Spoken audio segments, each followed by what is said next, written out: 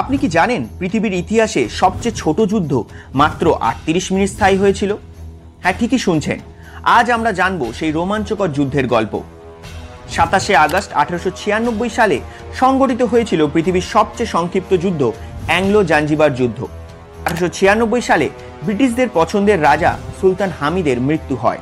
তার মৃত্যুর পর জাঞ্জিবারের সিংহাসনে বসেন সুলতান খালিদ বিন বরঘাস। ব্রিটিশ সরকার তাকে সুলতান হিসাবে মানতে চায়নি। তারা চেয়েছিল হামুদ বিন মোহাম্মদকে সিংহাসনে বসাতে, কিন্তু খালিদ তাতে রাজি হয়নি।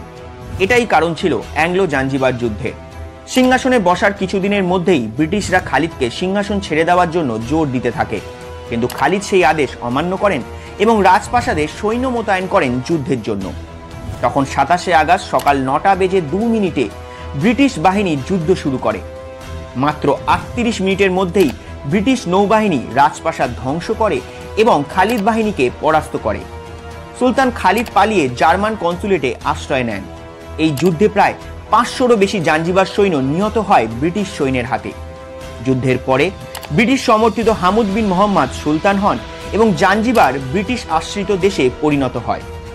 এভাবেই মাত্র 38 মিনিটের মধ্যে পৃথিবীর ইতিহাসে সবচেয়ে ছোট যুদ্ধের সমাপ্তি ঘটে।